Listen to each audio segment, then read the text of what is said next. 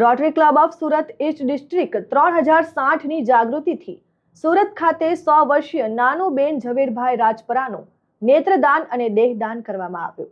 Rotary Club of Surat East District 3060ની જાગૃતિથી નાનુબેન ઝવેરભાઈ રાજપરા ઉંમર 100નું નેત્રદાન લોકદ્રષ્ટિ ચક્ષુ બેંકને ઇન્ડિયન રેડ ક્રોસ સોસાયટી 84 શાખા દ્વારા દેહદાન નવી સિવિલ હોસ્પિટલમાં અર્પણ સાથે રક્તદાન કેમ્પનું પણ આયોજન કરવામાં આવ્યું.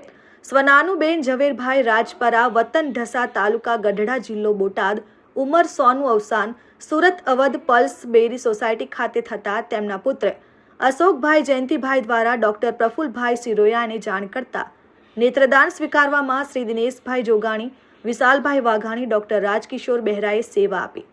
પરિવારજનો, પાડોશી, સંબંધી મિત્રોની ઉપસ્થિતિમાં નેત્રદાન સ્વીકારીને દિનેશભાઈ જોગાણીએ નેત્રદાતા દેહદાતા પરિવારનો આભાર માન્યો.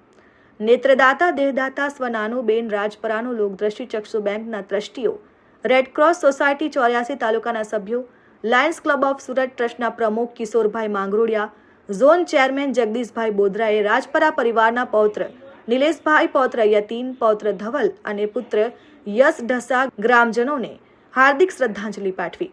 પૂજ્ય નાનુબેન ઝવેરભાઈ રાજપરાના દેહને અંતિમ યાત્રામાં ઢોલ નગારાના ઉલ્લાસમય વાતાવરણમાં નવી સિવિલ હોસ્પિટલ લઈ જવામાં આવ્યા, જ્યાં ડોક્ટર ભારતીબેન મહેસુરિયા દ્વારા દેહનું દાન સ્વીકારવામાં આવ્યું. દિનેશભાઈ જોગાણીએ જણાવ્યું કે નેત્રદાતાનો નેત્રો અમર રહેશે. મૃત્યુ બાદ 6 કલાકમાં નેત્રદાન સ્વીકારીને 72 કલાકની અંદર 2 થી વધુ લોકોના જીવનમાં ઉજાસ પથરાશે.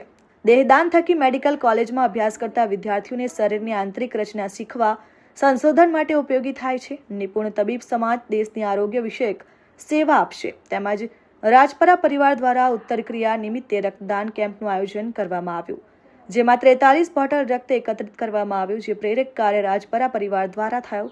જીતે જીતે રક્તદાન જાતે નેત્ર દેહ અંગોના દાન ઉત્તમ દાન છે. Jignesh Thakor, RN news, Surat.